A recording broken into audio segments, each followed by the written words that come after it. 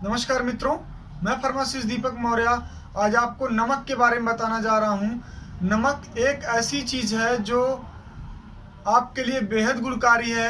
अगर नमक का स्वाद ना मिले तो भोजन बहुत ही बेहतर नहीं लगता है, क्योंकि बहुत सारी चीज़ें जो खाद्य पदार्थ बनते हैं उसमें नमक मिलाया जाता है। तो नमक से सभी लोग वाकिफ़ हैं, लेकिन नमक कितने प्रकार का होता है बहुत कम लोग जानते हैं। तो आइए हम आपको बताते हैं कि नमक कितने प्रकार का होता है और कौन कौन सा नमक है और उनके लाभ क्या हैं, और नमक की कमी से क्या समस्या होती है, नमक की अधिकता की वजह से क्या समस्या होती है।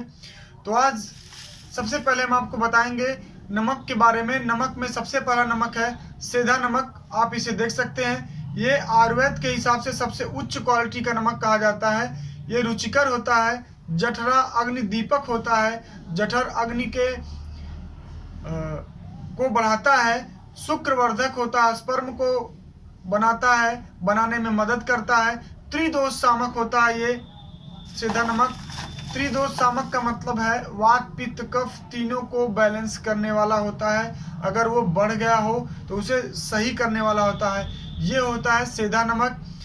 अकॉर्डिंग टू आयुर्वेद अगर देखा जाए तो ये बहुत ही बेहतर नमक है, ये सबसे उत्तम क्वालिटी का नमक कहा जाता है। और साइंस के दृष्टि से देखा जाए तो जो इसकी न्यूट्रिशन वैल्यू है वो बहुत ही ज़्यादा है। लगभग इसमें 92 से 97 प्रकार के न्यूट्रिएंट्स पाए जाते हैं। शिलाजीत में 88 टाइप प्रकार के तत्व होते हैं, एलिमेंट्स होते हैं, न्यूट्रिशन होता है, लेकिन इस सेंधा नमक में 92 से 96 प्रकार के न्यूट्रिशन होते हैं, यानी कि पोटेशियम, कैल्शियम, मैग्नीशियम, जितने भी मिनरल्स हैं इसमें प्रचुर मात्रा में पाए जाते हैं। और ये शुक्रवर्धक होते हैं और बहुत ही गुणकारी होते हैं, और ये क्षारीय होते हैं, गैस को, कब्ज को, विबंध रोग को ठीक करने वाले होते हैं।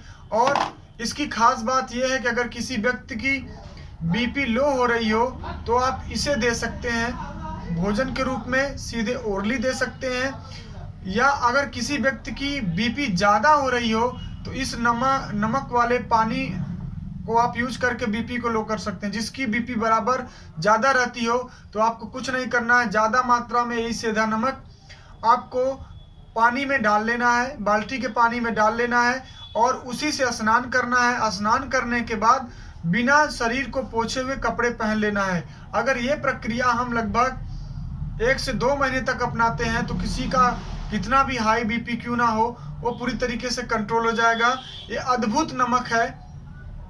दूसरे नंबर पे आता है सोचर नमक। सोचर नमक वीर्य में उष्ण होता है, भोजन में रुचि वर्धक होता है और हृदय के लिए बहुत हितकारी होता है। तीसरे नंबर पे आता है बिड नमक। ये भी बहुत अच्छा नमक होता है आयुर्वेद की दृष्टि से। ये जठरा दीपन करता है, मतलब पेट की अग्नि को बढ़ाता है, भोजन को पचाता है, शूल समन करने वाला होता है। अगर कहीं आपके शरीर में दर्द हो रही हो तो दर्द को भी ये ठीक करता है। वात नाशक होता है, आपके वात को कम करता है, वात को घटाता है, वात का नाश करता है, इसलिए वात नाशक कहा जाता है बिड नमक। रेह नमक आता है तीसरे नंबर पे।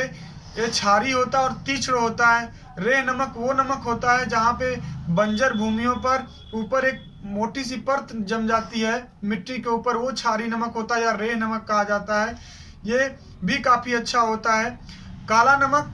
काला नमक आप देख सकते हैं, काला नमक लगभग सभी के घरों में अक्सर व्रत रहने पर प्रयोग होता है। ये काले नमक है। काला नमक बहुत ही बेहतर है, वीर्य में उष्ण है, हृदय के लिए हितकारी है और उदर को शुद्ध करने वाला, पेट को शुद्ध करने वाला है। ये भी बहुत क्षारी होता है, गैस को तुरंत सही करता है, पेट को तुरंत सही करता है, कब्ज की समस्या है तो उसको भी ये दूर करता है। अगर ये काला नमक और सेंधा नमक, ये दोनों नमक पहाड़ के रूप में पाए जाते हैं। इसे सेंधा नमक को लाहौरी नमक भी कहते हैं और रॉक साल्ट भी कहते हैं इंग्लिश में। ये जो नमक है बहुत दोनों गुणकारी हैं। आयुर्वेद में और प्राचीन काल से सिंधु घाटी की सभ्यता 300 वर्ष पूर्व से इस नमक का प्रयोग खाने में हो रहा है, अगर हिस्ट्री आप देखें तो। और ये बहुत ही गुणकारी हैं, इनसे बेहतर अभी तक किसी भी नमक की खोज नहीं हुई है आयुर्वेद के हिसाब से भी और आज के साइंस के हिसाब से भी। इनकी बहुत बड़ी बड़ी चट्टानें होती हैं, चट्टानों से तोड़ तोड़ कर इस नमक को लाया जाता है। ये लाहौर में इसकी बहुत बड़ी खदान है और चट्टान है, इसलिए इसे लाहौरी नमक कहते हैं। नमक पाकिस्तान से ज़्यादातर आता है। भारत के कई हिस्सों में आता है और ये लगभग इस टाइम 200 रुपये केजी के हिसाब से मिल रहा है। आप इसे लाइए, यूज करिए और स्वस्थ रहिए।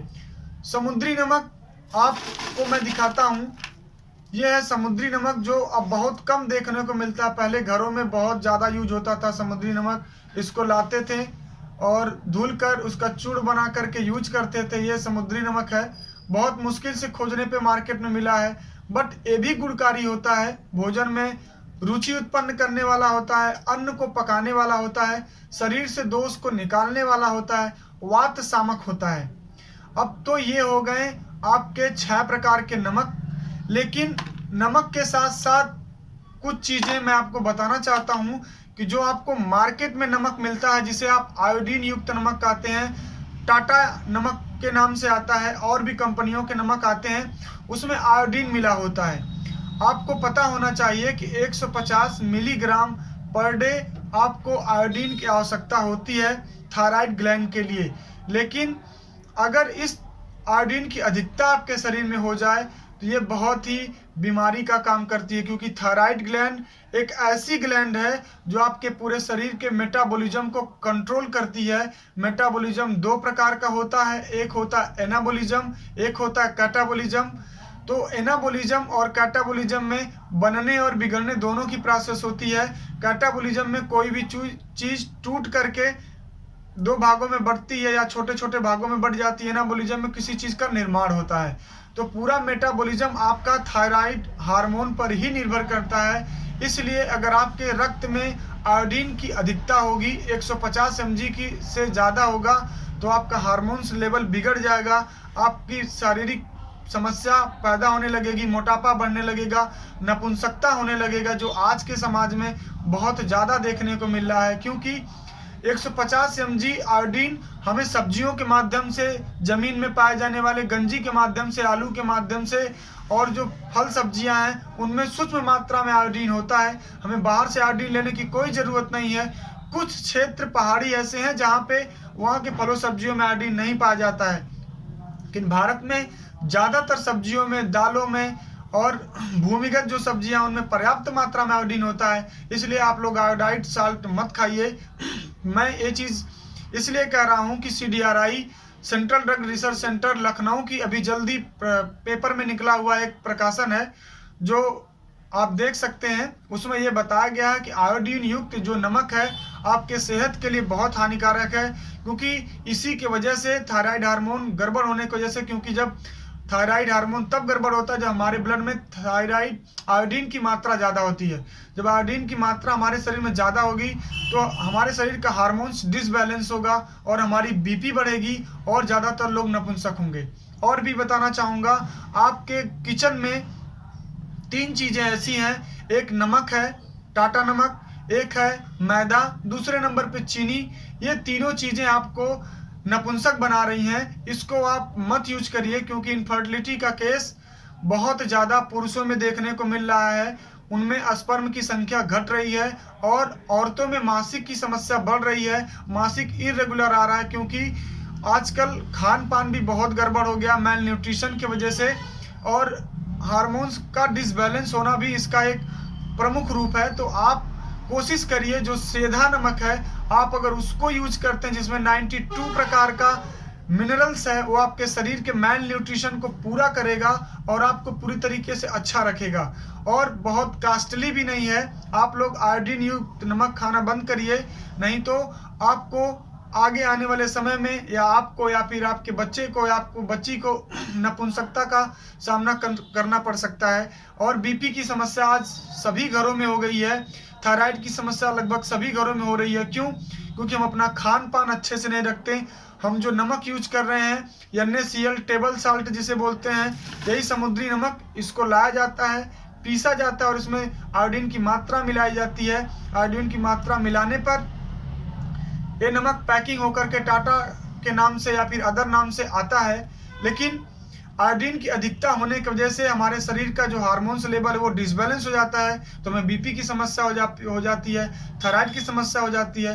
तो कृपया आयोडीन युक्त नमक का प्रयोग इस टाइम ना करें, तो बेहतर होगा आप सेंधा नमक का प्रयोग करें। उसमें बहुत प्रकार के न्यूट्रिएंट्स हैं। आपको अगर देखना हो तो आप गूगल भी कर सकते हैं कि रॉक सॉल्ट में कितने मिनरल्स होते हैं, तो आप इसे आसानी से देख सकते हैं। आप सेंधा नमक, काला नमक का अगर मिश्रण यूज करते हैं तो और बेस्ट है, क्योंकि आपका पेट, आपका शरीर पूरी तरीके से स्वस्थ और अच्छा होगा।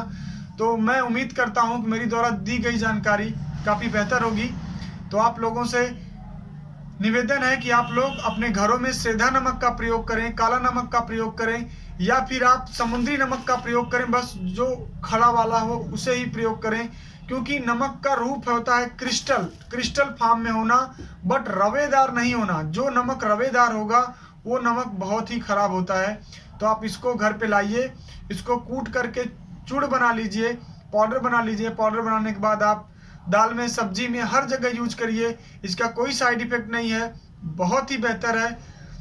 आपके लो बीपी को भी बहुत अच्छे से कंट्रोल करता है, और हाई बीपी में आपको बस यही करना है कि इसके पानी से नहाना है, क्योंकि सभी घरों में बहुत सारी समस्याएं बढ़ रही हैं। वो थायराइड की समस्या, बीपी की समस्या, नपुंसकता की समस्या, ये दिन प्रतिदिन बढ़ती जा रही हैं, क्योंकि देखने को बहुत पेशेंट मिल जा रहे हैं। तो आप अगर इस सब चीज़ों से बचना चाहते हैं, अपने फैमिली को बचाना चाहते हैं, बीमारियों से बचना चाहते हैं, तो आप लोग सेंधा नमक का यूज करिए, समुद्री नमक का यूज करिए, काला नमक का यूज करिए, बिट नमक का यूज करिए, सोचर नमक का यूज करिए, और स्वस्थ रहिए, हंसते रहिए, मुस्कुराते रहिए। अगर हमारी जानकारी अच्छी लगे तो आप हमारे चैनल को सब्सक्राइब करिए। धन्यवाद, नमस्कार।